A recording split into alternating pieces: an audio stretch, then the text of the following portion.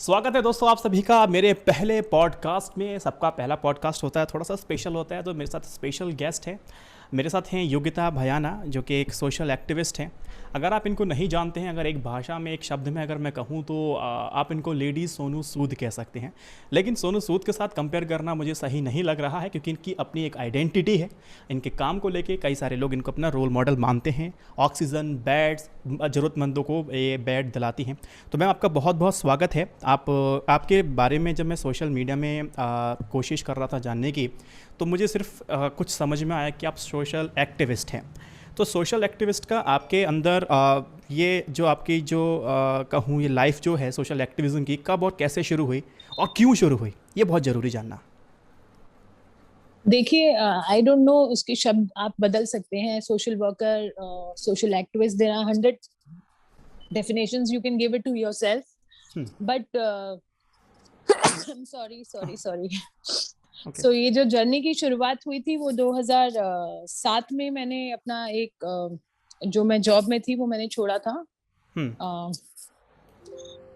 मुझे नहीं मालूम था कि क्या परिभाषा से मुझे जाना जाएगा, या मुझे कुछ ऐसा दिखाना था कि मैं ऐसे जाने जाऊं या वैसे जाने जाऊं। बट मैं हमेशा से, आप अगर सोशल मीडिया देखें तो मैं सरकारों पे, करंट सरकारें जो भी हों, कोई पर्टिकुलर पार्टी की बात नहीं होती है, क्योंकि जब भी कोई आपको लीड करता है, कोई आपका पॉलिटिकल नेता होता है, तो ऑफ कोर्स आपको कमियां उसी में ही दिखती हैं। तो ऑफ कोर्स मैं बेझिझक लिखती थी। उस समय कांग्रेस सत्ता में थी, तो कांग्रेस के नीतियों के खिलाफ और उनकी अच्छी बुरी चीजें लिखती थी। आज भाजपा है, आम आदमी पार्टी है, इररिस्पेक्टिव कि मैं वोटर किस चीज की, बट आवाज उठानी जरूरी है। और क्योंकि हम will not be called a good citizen अगर हमने अपनी आवाज नहीं उठाई और अपनी बात को रखा नहीं।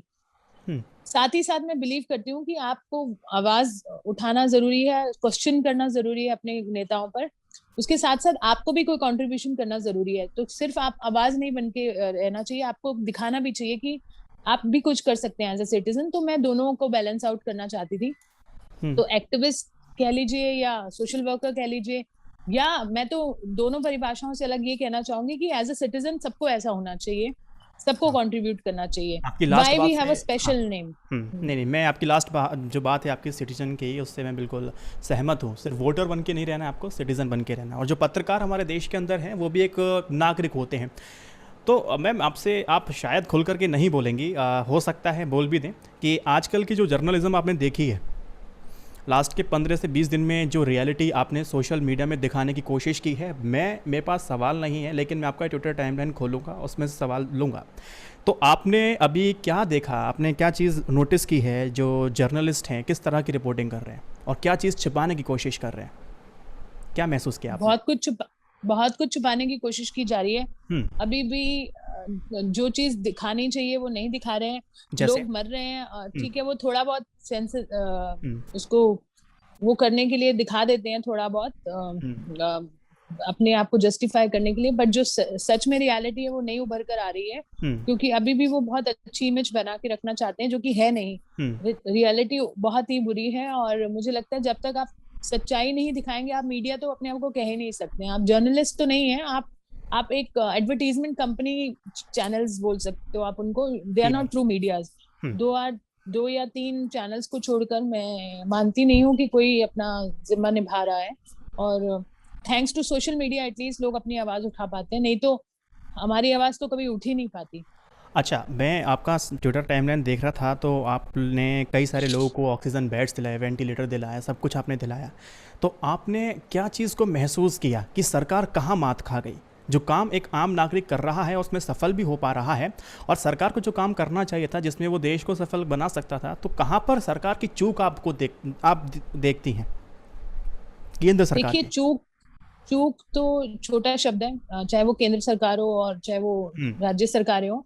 चूक तो शब्द ही नहीं है अब डिक्शनरी में। ये जो स्थिति है वो एक डिजास्टर है और जेनोसाइड है। मैं तो ये बोलूंगी कि अगर राइट। आपने जांचते हुए, पिछले साल हम इनको बेनिफिट ऑफ डाउट दे सकते थे अगर ऐसी स्थितियां पिछले साल हुई होती, पर वो स्थितियां एक साल बाद हुई हैं और उसके बावजूद भी कोई प्लानिंग नहीं हुई है।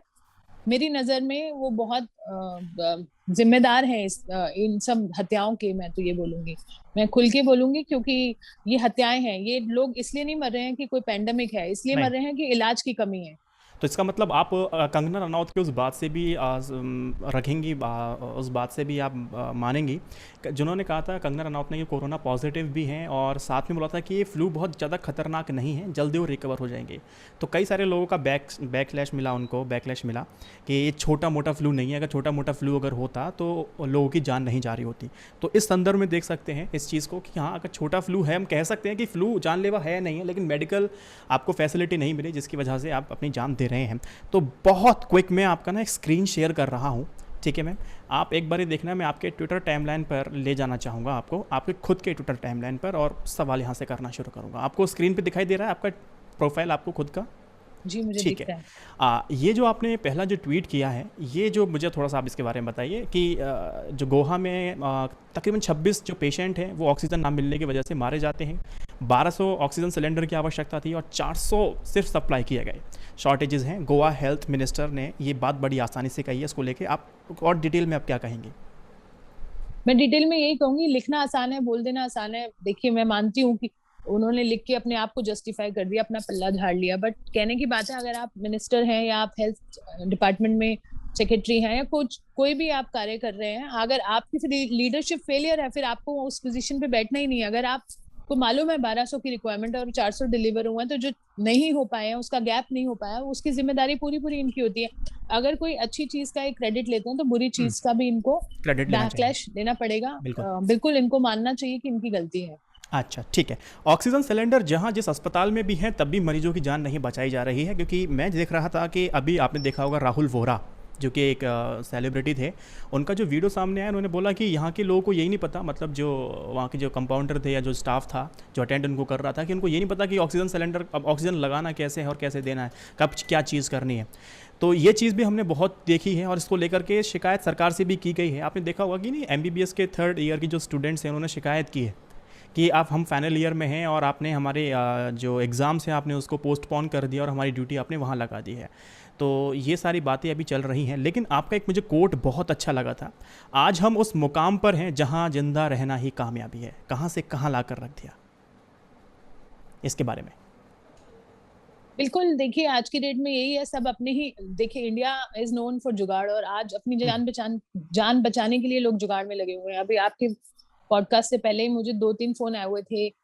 एक लेडी ने मुझे अभी कॉल, उन्हीं से कोऑर्डिनेशन चल रहा था कि उनको ऑक्सीजन सिलेंडर चाहिए। शी इज अराउंड 50-55, उनके बुजुर्ग पिता चले गए और वो पूरी रात दो रात उनकी बॉडी के साथ रही अकेले।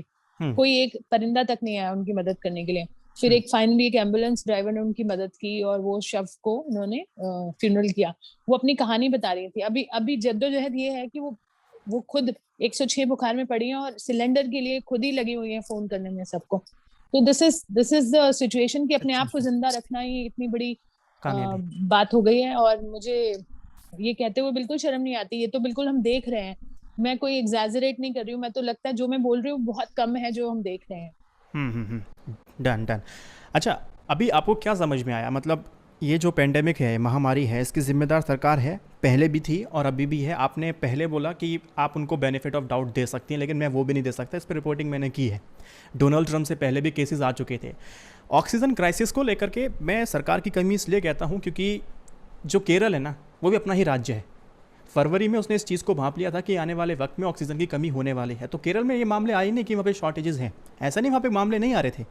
अगर सरकारें अपना काम कर रही होती और पश्चिम बंगाल में चुनाव अगर नहीं कर रही होती तो शायद कई लोगों की जान बचाई जा सकती थी। तो वेस्ट बंगाल में चुनाव करना और कुंभ कराना सरकार का सबसे बड़ा जो आलोचनात्मक एक पहलू हो सकता है। इस बात से आप सहमत करेंगे, मुझे जो लगता है। आप तो बहुत सॉफ्ट बात कर रहे हैं कि उनकी जानें बचाई जा सकती थी अगर चुनाव नहीं होते या कुंभ नहीं किया होता। मैं तो उसको उस तरफ से बोलना चाहूंगी कि इन्होंने तो उल्टा मार दिया है लोगों को। एक होता है जान बचाना, एक होता है जानबूझ के जान से मार देना। तो इन्होंने वो जानबूझ के जान से मार देने वाली हरकत की है। तो खैर इसके लिए तो कभी देश इनको माफ नहीं करेगा। बहुत जाएगा।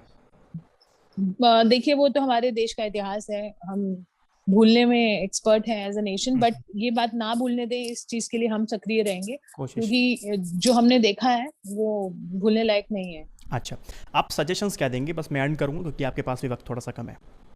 क्या चीज़ इंफ्रास्ट्रक्चर में आपको दिखाई दिया कि कमी है? हॉस्पिटल? मैं सजेशन देने वाली कोई एक्सपर्ट नहीं हूँ, बट फिर यस, भी। जो भी मैं समझती हूँ कि 1 रुपया अगर आप किसी भी चीज को प्रिपेयर्डनेस में लगाते हैं तो 99 रुपीज आप सेव करते हैं। ये बहुत बड़ा लेसन हम्म, है कि हम्म, अभी ये नहीं कि ये सिर्फ ये वायरस है, अभी ना जाने हम क्या क्या सुन रहे हैं। और खाली वायरस नहीं है, नेचुरल आपदा भी होती है, बहुत सारी correct, चीजें हैं। हम्म, आपका हेल्थ इंफ्रास्ट्रक्चर सबसे बड़ी प्रायोरिटी इस देश में होनी चाहिए, सबसे बड़ी। मंदिर की जगह हॉस्पिटल, सेंटर विस्टा की जगह hospitals, health care workers, doctors, I think इनकी वैल्यू कीजिए। इससे इनसे बड़ा आपको कोई हथियार नहीं मिल सकता है अपने ही लोगों के लिए। हम्म। और सब कुछ भूल के हेल्थ सिस्टम को दुरुस्त कीजिए। हेल्थ सिस्टम को दुरुस्त करने के लिए एक आंकड़ा भी आपको मैं देता हूँ। WHO की तरफ से डाटा है कि हमारे भारत में 10,000 लोगों पर मात्र 37.6 स्वास्थ्यकर्मी हैं, जबकि होने कितने चाहिए? 44.5। और दूसरी बात यह है कि हमारे देश के अंदर ना 562 मेडिकल कॉलेजेस हैं, और ये विश्व में सबसे ज़्यादा हैं भारत के अंदर। लेकिन पॉपुलेशन ज़्यादा होने की वजह से डॉक्टर उतने नहीं हैं। ठीक है, ये सारी बातें हैं। और एक चीज़ जो मुझे दिखाई दी ये था कि डिस्ट्रिक्ट में कहीं पर भी कोई मेडिकल कॉलेज नहीं था, कहीं पर भी 47%। तो जो मुझे लगता है, जो मुझे, मैं भी कोई एक्सपर्ट नहीं हूँ, जो मुझे ये लगता है कि हर डिस्ट्रिक्ट में कम से कम एक PG मेडिकल कॉलेज तो होना चाहिए, होना चाहिए, होना बिल्कुल। चाहिए। तो बहुत सारी बातें मुझे आपसे करनी थी, लेकिन क्या करें, समय की अपनी एक मर्यादा है। तो पहला, सॉरी, फिर विल कैच अगेन, हम दोबारा हाँ, मिलेंगे अच्छे नोट पे। Okay ma'am, have a good day, stay safe. और आप बहुत थैंक अच्छा यू। काम कर रहे हो। बहुत सारे लोगों को अगर नहीं शुक्रिया। पता है कौन है, आप जाकर ट्विटर प्रोफाइल पे दे भी सकते हैं। और आपको रोल मॉडल अगर किसी को बनाना है, किसी नेता को बनाने से अच्छा है कि एक बार योगिता भयाना का जाकर के आप देख सकते हैं ट्विटर प्रोफाइल, आपको शायद रोल मॉडल की परिभाषा समझ में आपको आ जाएगी। Thank you so much, thank thanks you a ma'am, lot for thank you inviting ma'am, me. Have a good Vaibhav, day. Thank you so much.